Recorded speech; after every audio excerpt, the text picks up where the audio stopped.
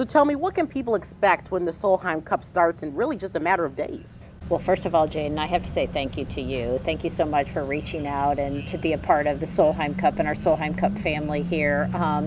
What to expect? Well, they're going to get a little taste of what's over your left shoulder and my right shoulder. But this is the biggest event in women's professional golf in the world, and it's a honor to have the event here and let us showcase not only Northwest Ohio but the city of Toledo, and then this beautiful golf course with such historic memories here at the Inverness Club. So it's a little different than what the Marathon Classic is. This is match play. Talk about that in a little bit. But it's all about the red, white, and blue. Like today, actually, I'm not in my red, white, and blue, but I got my Solheim Cup logo on. But it's all about patriotism, the love of our country. These athletes, these top athletes from both sides of the pond, competing for the Solheim Cup. They don't play for a purse. They play for the passion and love of their country. So Team USA against Team Europe. And here at the Solheim Cup, we don't hold up quiet please paddles. We'll hold up signs that say get loud. So it's all about that party. It's all about just supporting women's professional golf in this community.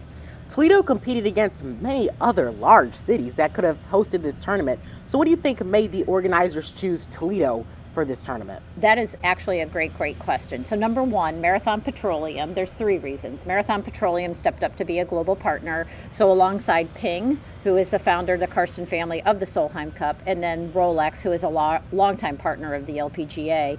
But Marathon, golf is nothing new to them with the Marathon Classic right up the street at Highland Meadows. But that was the first factor. The second factor was the corporate support. So there was many corporations, even before they knew they were going to get the bid, like the ProMedica, Dana, Owens Corning, all these companies wrote letters on behalf of the Solheim Cup and wanting the bid to come here. And then thirdly was, and this is the big one, was the fan support, so the community support. So whether it's the downtown activities that we're going to have with opening ceremonies, the Mud Hens with the events that we're going to host at Hensville and then also at Fifth Third Field. But it was all about the community and what the community could bring to this event. We talk a lot about the festivities that are going to be leading up to the Solheim Cup that are going to kick it off. We're going to have Gwen Stefani is just one of the names that we're going to be having in downtown Toledo to kick off this Solheim Cup tournament. What is it like to have such big names come right here to Toledo? Yeah, and we haven't even started to talk about the celebrity event as well on Thursday that we have Darius Rucker kind of kicking it off for the BMW charity event. But yeah, Gwen Stefani, no doubt she's going to be a hit with opening ceremonies. But again, kind of going back to that question, why Toledo and why did the LPGA choose Toledo? Well, it's events like that and what we're able to do in partnering with our downtown community, with the Mud Hens, with ProMedica, and the celebrations that will take place downtown. It's more than just what's here on the golf course, it's what all the things are to do around town. So whether it's the art museum, Meg Resner, who is one of our volunteer co-chairs, she's done a really good job at thinking about just outside of golf. So if you're a sports track, or maybe you're of a more of like the art museum, going to the zoo, so these different tracks that you could take and really take in Toledo, not just for the golf, but what there is to do in Toledo. We're expecting over 100,000 people to come into Toledo for this week-long tournament. I mean, how do you prepare for an event like that? Well, we've been working on it for 4 years, and so now we're down, I think it was 11 days till Solheim Cup, I believe it is, but it takes a team. I wish I couldn't be more thankful not only to have the board here at the Inverness Club. I mentioned Meg Resner and Richard Hyland, who are our volunteer vice chairs, but our LPGA properties team, and there's a group of us who work with each other, day in and day out, that are all over the country. They're here now in this final times of preparation.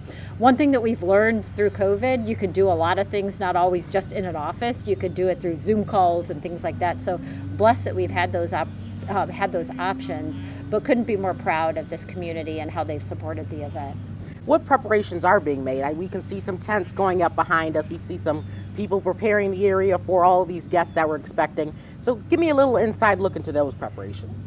Great question. So probably off of your right shoulder, we have John Zimmers and his staff to prepare the golf course. So we've got that.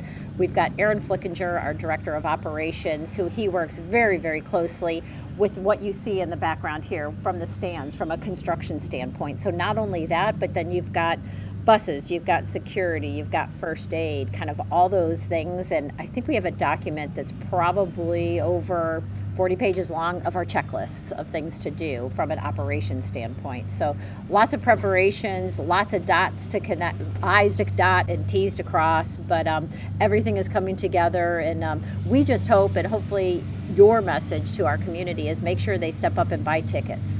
I'm sure the Delta variant has kind of complicated this. Of course, COVID was considered, when we were preparing for this tournament.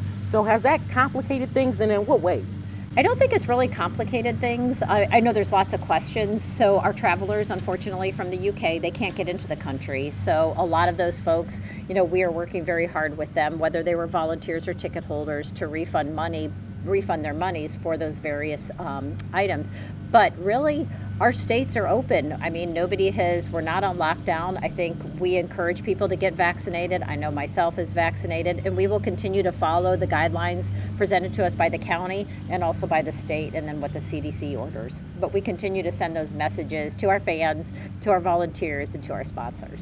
With this big tournament coming up, it's the first really big sporting event since the pandemic. So do you see this kind of being an outline for future events as we are starting to emerge from this pandemic?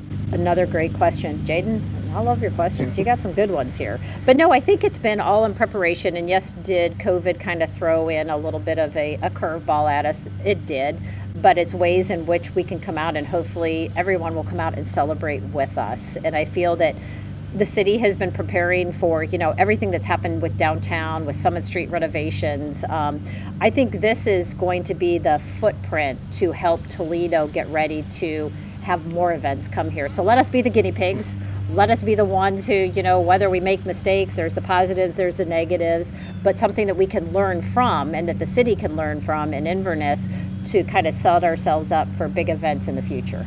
How can the community get involved? Of course, not everyone's, exactly the biggest golf fan, but there are other things they can take part in. So how can they go about doing that? Yeah, the Solheim Cup, you don't have to be a golfer to come out here. I mean, it's a great atmosphere to bring kids. I mean, we have kids 17 and under Tuesday through Friday getting free to the event with a ticketed adult.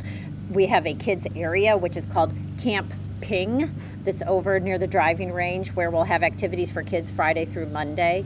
I think really you don't have to be a golfer, and I think that's been the biggest message. I know this is my scenario.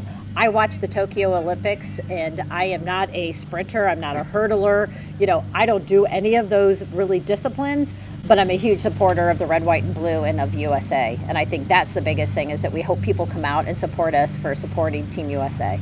Is there anything else you want to add about this year's tournament?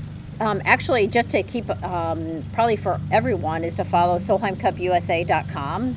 That's where you can get all of your information. We will have an app that we'll launch shortly, but continue to follow us, and hopefully people will go to that SolheimCupUSA.com to buy their tickets.